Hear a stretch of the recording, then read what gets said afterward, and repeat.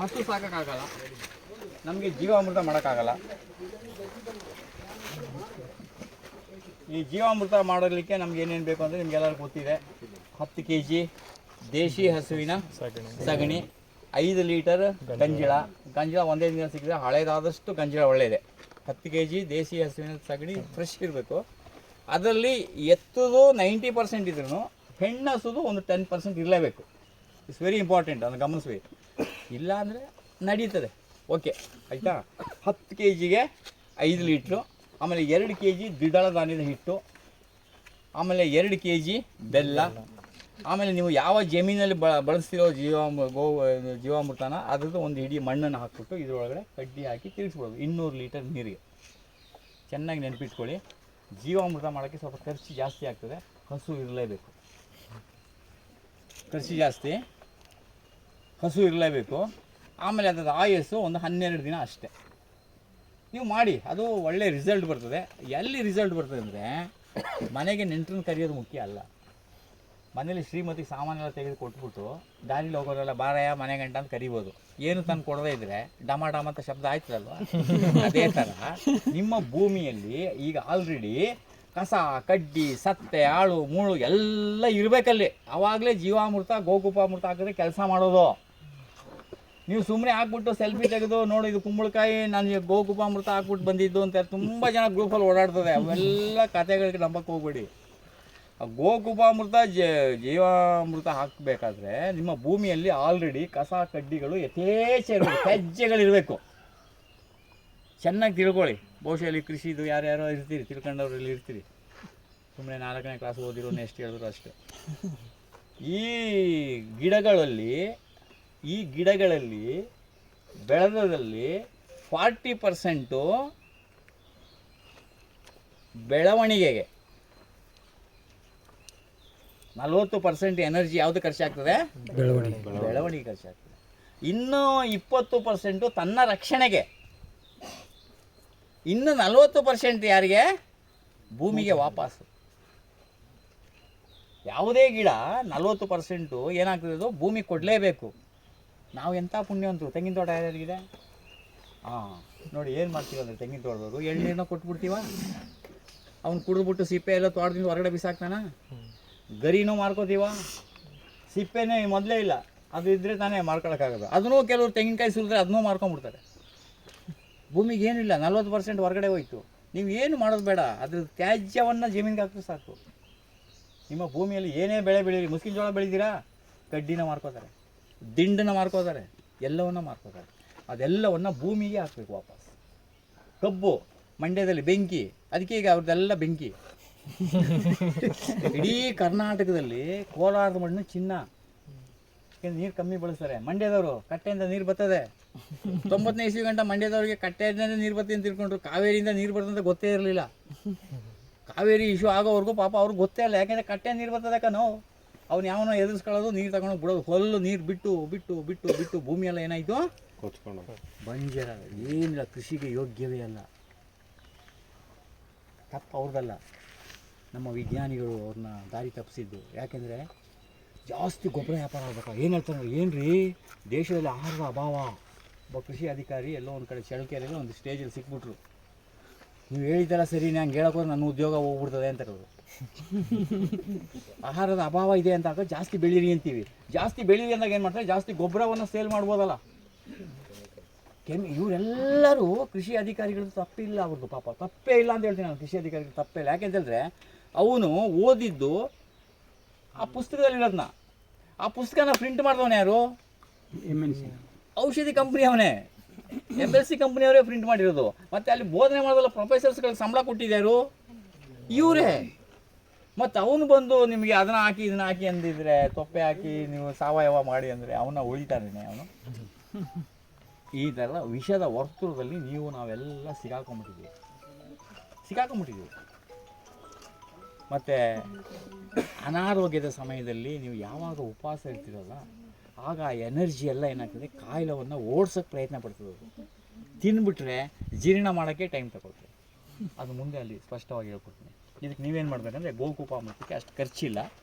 ಇದಕ್ಕೇನು ಮಾಡಬೇಕಂದ್ರೆ ಇದಕ್ಕೂ 200 ಲೀಟರ್ ನೀರು, 200 ಲೀಟ್ರ್ ನೀರಂದರೆ 200 ತಗೋಬೇಕು ಅಂತ ಏನಿಲ್ಲ, ಸ್ವಲ್ಪ ಕಮ್ಮಿ ಇಟ್ಕೋಬೇಕು ಜಾಗ. ಒಂದು ಗೇಣಿಲಿ ಕಮ್ಮಿ ಇರಲಿ. ಇದಕ್ಕೇನು ಮಾಡಬೇಕು ನೀವು ಇದಕ್ಕೆ ಬೇಕಾಗಿರೋ ವಸ್ತು ಇಷ್ಟೇ. ಏನು? ಬೆಲ್ಲನ ನಾವೇನು ಮಾಡಿದ್ದೀವಿ, ನಿಮಗೆ ಕರಸಿಗೆ ಹಾಕೋಕ್ಕಾಗಲ್ಲ ಅಂದ್ಬಿಟ್ಟು ಮೊದಲೇ ಹಾಕ್ಬಿಟ್ಟಿದ್ದೀವಿ ನೀರಿಗೆ.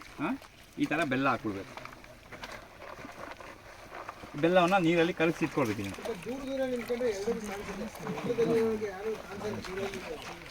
ಬೆಲ್ಲವನ್ನು ಕರಗಿಸಿಟ್ಬಿಡ್ಬೇಕು. ಕರಗಿಸಿಟ್ಬಿಟ್ಟು ಇದಕ್ಕೆ ಹಾಕಬೇಕಿದೆ. ಇದನ್ನು ಹಾಕಿ ಚೆನ್ನಾಗಿ ನೆನಪಿಟ್ಕೊಳ್ಳಿ. ಇದು 1 by 1 ಮಾಡಬೇಕು. ಆಮೇಲೆ ಒಲೆ ಇಡೋದು ಗೊತ್ತಲ್ವ? ಅಡುಗೆ ಮನೆಯಲ್ಲಿ ಅಡುಗೆ ಮಾಡ್ತಾನೆ ಅಂತ ಇಟ್ಕೊಬೇಡಿ, ಮಾಡೇ ಮಾಡ್ತೀನಿ. ಮೊದಲು ಏನು ಮಾಡೋದು?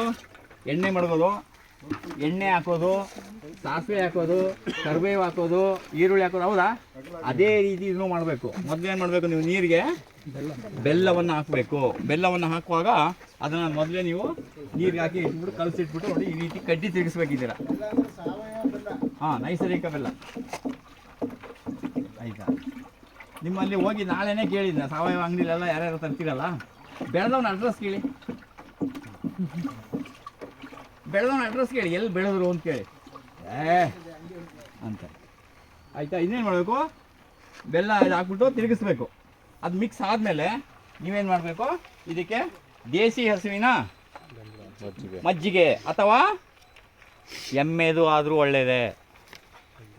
ಎಮ್ಮೆದು ತುಂಬ ಒಳ್ಳೆಯದು. ಅದನ್ನೇನು ಮಾಡಬೇಕು, ಬೆಣ್ಣೆಯನ್ನು ತೆಗೆದಿರುವಂಥ ಮಜ್ಜಿಗೆನ ಹಾಕಬೇಕು. 1 ಲೀಟರ್ ಹಾಕಬೇಕು ಮಜ್ಜಿಗೆ. ಇನ್ನು ಇದ್ರ ಬಗ್ಗೆ ಫುಲ್ಲು ವಿವರ ಅಂತ ಹೇಳಿದ್ರೆ, ನಾವು ಫಸ್ಟು ಕರ್ನಾಟಕಕ್ಕೆ ಕನ್ನೇರಿ ಮಠದಿಂದ ನಾವು ತಂದಿದ್ದು ಗೋಕುಪಾಮೃತ. ಅದು ನಮ್ಮದು ರೆಕಾರ್ಡು. ಆದರೆ ಅದನ್ನ ಸರಿಯಾಗಿ ಸಾಕಿ ಪೋಷಣೆ ಮಾಡ್ತಾ ಇರೋರು ವೆಂಕಟೇಶ್ವರೇ. ಇನ್ನು ಅವ್ರು ಒಪ್ಪಲ್ಲ ಇದನ್ನೆಲ್ಲ ಹಿಂಗೆ ಮಾಡಿದ್ರೆ. ಅವರು ಜಾಲರಿ ಹಿಡಿಬೇಕು, ಫಿಲ್ಟ್ರ್ ಇಡಬೇಕು, ಮೇಲ್ಗಡೆ ಹಿಂಗೆ ಮುಚ್ಚಬೇಕು. ಅಂದರೆ ನಮ್ಮಲ್ಲಿ ಎಷ್ಟೋ ಸರಿ ಡ್ಯಾಮೇಜ್ ಆಗಿದೆ, ನಾನು ಅಲ್ಲಿಂದ ತಂದಿದ್ದೀನಿ. ಇದನ್ನೇನು ಮಾಡಬೇಕು, ಹಾಕಿದ್ಮೇಲೆ ಒಂದು ಸಲ ಕೋಲ್ ತಗೊಂಡು ತಿರುಗಿಸ್ಬೇಕು.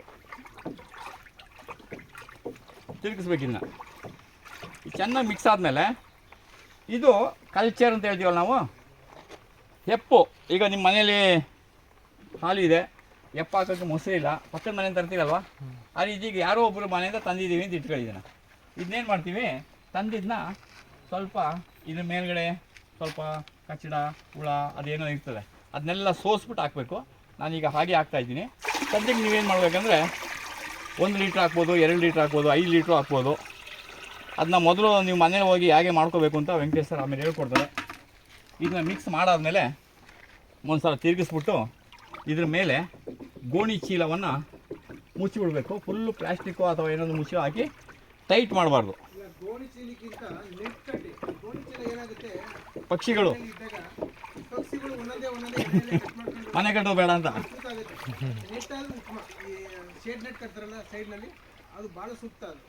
ಅಥವಾ ಈರುಳ್ಳಿ ಚೀಲ ಇರುತ್ತಲ್ಲ ಅದು ಹಾಕ್ಬೋದು. ಈಗ ಇದ್ರ ಮೇಲೆ ತೆಂಗಿನಗರಿ ನೋಡ್ಬೋದು. ಒಟ್ಟಿನಲ್ಲಿ ಏನಂದ್ರೆ ನೀವು ಗಾಳಿ ಆಡೋದಾರ ಇರಲಿ. ಇದೇನು ನಿಜಾನೇ ಅವ್ರು ಹೇಳಿದ್ದು. ಇದು ಹಾಕಿದ್ರೆ ಏನಾಗ್ತದೆ, ಪಕ್ಷಿಗಳು ಮನೆ ಕಟ್ಟಕ್ಕೆ ಬಂದು ಒಂದು ಚೀಲನ ಹಿಂಗೆ ಎಳೆದು ಇದು ಬೀಳಿಸ್ಬಿಡ್ತಾರೆ. ಇದ್ರ ಮೇಲೆ ಏನು ಮಾಡೋದು, ಸ್ವಲ್ಪ ಆಗಿದಲ್ಲ ಭಾರ ಇಟ್ಬಿಡ್ಬೇಕು. ಇದನ್ನ ಬೆಳಿಗ್ಗೆ ಒಂದು ಸಲ, ಸಾಯಂಕಾಲ ಒಂದು ಸಲ ಕಡ್ಡಿ ತಿರುಗಿಸ್ಬೇಕು. ಜೀವಾಮೃತಕ್ಕಾದರೆ ಬೆಳಿಗ್ಗೆ ಒಂದು ಸರಿ, ಮಧ್ಯಾಹ್ನ ಒಂದು ಸರಿ, ಸಾಯಂಕಾಲ ಒಂದು ಸರಿ. ಅದು 7 ದಿನದಿಂದ 12 ದಿನದೊಳಗಡೆ ಮುಗಿಸ್ಬಿಡ್ಬೇಕು ಅದನ್ನ. ಇದೇನಂದರೆ 7 ದಿನದಿಂದ 60 ದಿನದವರೆಗೂ ಬಳಸ್ಕೋಬೋದು. ಪುನಃ ಎಗೈನ್ ನೀವು ಮಾಡಬೇಕಾದ್ರೆ ಇದನ್ನ ಬಳಸೋಕ್ಕೆ ಮೊದಲು ಒಂದು 2 ಲೀಟ್ರ್ ತೆಗೆದು ಇಟ್ಕೊಳ್ಳೋದು, ಅಥವಾ ಒಂದು ಬಕೆಟ್ ತೆಗೆದು ಇಟ್ಕೊಳ್ಳೋದು, ನೀರಿಡೋದು, ಬೆಲ್ಲ ಹಾಕೋದು, ಮಜ್ಜಿಗೆ ಹಾಕಿದ್ರು ಹಾಕ್ಬೋದು, ಇಲ್ಲದಿಲ್ಲ ಹಾಕಿದ್ರೆ ಒಳ್ಳೆಯದೇ. ಆಮೇಲೆ ಈ ಕಲ್ಚರ್ನ ಹಾಕೋದು. ಮೊದಲೇ ಕಲ್ಚರ್ ಅಲ್ಲೇ ಇರಲಿ ಅಂತ ಜಾಂಡ್ರು ಬಿಟ್ಬಿಟ್ಟು ಹಾಕಿದ್ರೆ ವೇಸ್ಟ್. ಕಲ್ಚರ್ನ ಯಾವಾಗಲೂ ಲಾಸ್ಟ್ಗೆ ಹಾಕ್ಬೇಕು. ಅದು ಚೆನ್ನಾಗಿ ನೆನಪಿಟ್ಕೊಳ್ಳಿ. ಇದನ್ನು ನೀವು ಮಾಡಿ ಬಳಸಿ ಬೇರೆಯವ್ರಿಗೂ 1-2 ಬಾಟ್ಲು ಕೊಡಿ. ಯಾಕೆಂತಂದರೆ ಇದರಲ್ಲಿ ಹಾಕೋಕ್ಕೆ ಮೊದಲು ಭೂಮಿಯಲ್ಲಿ ಏನಿರಬೇಕು, ಕಸ ಕಡ್ಡಿ ತ್ಯಾಜ್ಯ ಮಸ್ಟ್ ಆ್ಯಂಡ್ ಶುಡ್ ಇರಲೇಬೇಕು. ಅದಿದ್ದರೆ ಮಾತ್ರ ಇದು ಇರುವಂಥ ಜೀವಾಣು. ಇದೊಂದು ಜಸ್ಟ್ ಕಲ್ಚರ್, ನಾಟ್ ಮೆಡಿಷನ್ ಅಥವಾ ಗೊಬ್ಬರ ಅಲ್ಲ. ಇದರಲ್ಲಿರೋ ಜೀವಾಣುಗಳು ಭೂಮಿಯಲ್ಲಿರುವಂಥ ಕಸ ಕಡ್ಡಿಗಳನ್ನು ತಿಂದು ವಿಸರ್ಜನೆ ಮಾಡಿದ ಮೇಲೆ ನಿಮಗಿಡೆ ಗೊಬ್ಬರ. ಅರ್ಥ ಆಯ್ತಾ? ಕೃಷಿ ಅಧಿಕಾರಿ ಏನು ಹೇಳ್ತಾನೆ, NPK. ಎಲ್ಲಿ ನಮ್ಮ ಮಗು ಎಲ್ಲಿ ತೇಜಮಯ್ಯ ಅವ್ರ ಮಗಳಲ್ಲಿ ಮೊನ್ನೆ ಇದ್ರ ಬಗ್ಗೆ ಎಕ್ಸ್ಪ್ಲೈನ್ ಮಾಡಿಲ್ಲ ಅವಳು ಯಾವ್ದ್ರ ಬಗ್ಗೆ ಗ್ಲಿಸಿಡೆ ಬಗ್ಗೆ ಏನು ಹೇಳ್ದೆ ಪುಟ್ಟ? NPK ಅಂದರೆ ಯಾವುದು? ಗ್ಲಿಸಿಡಿಯಾ. ಹಾಂ, ಗ್ಲಿಸಿಡದಲ್ಲಿ ಎಲೆ ಎಲೆ ಯೂರಿಯಾ, ಯೂರಿಯಾ. ಅದ್ರ ಮೇಲೆ ಇರೋದು ಈ ಸಿಪ್ಪೆ, ಕಡ್ಡಿಯ ಮೇಲಿರೋ ಸಿಪ್ಪೆ ರಂಜಕ, ಅದು ದಂಟು ಪೊಟಾಸು. NPK ಅಲ್ಲೇ ಬಂತಲ್ಲ, ಅದಕ್ಕೆ ಗ್ಲಿಸಿಡಿಯಾ ನಡಿ ರಾಸಾಯನಿಕ ಬಿಡಿ. ಆಮೇಲೆ ಅವಳು ಫೋನ್ ನಂಬರ್ ತಗೊಳ್ಳಿ, ಅವಳು 2 ವೀಡಿಯೋ ಮಾಡಿದಾಳೆ ಅವಳು. ಒಂದು ಗ್ಲಿಸಿಡಿಯದ ಬಗ್ಗೆ, ಇನ್ನೊಂದು ಜೆಟ್ರೋಬಾ ಏನದು ಬಯೋಫೆನ್ಸ್ ಥರ ಮಾಡಿ. ಬಯೋಡೀಸೆಲ್. ಈ ಥರ ಪುಸ್ತಕದಲ್ಲಿ ಹಾಕಿ ಸಣ್ಣ ಮಕ್ಕಳಿಗೆ ಇದು ಹಾಕಿದ್ರೆ ಈ ಥರ ಇರೋರಿಗೆ ನಾನು ಪಾಠ ಮಾಡೋ ಅವಶ್ಯಕತೆ ಬರಲ್ಲ.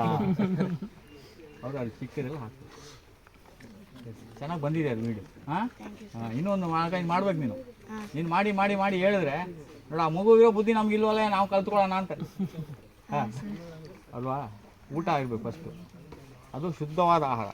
ಹಾಗೆ ಇದು ಗೊತ್ತಾಯ್ತಲ್ಲ, ಇದನ್ನ 60 ದಿನದವರೆಗೂ ನೀವು ಬಳಸ್ಬೋದು. ನೆರಳಲ್ಲಿ ಇಟ್ಕೊಳ್ಳಿ, ಮಳೆ ನೀರು ಬೀಳಬಾರ್ದು.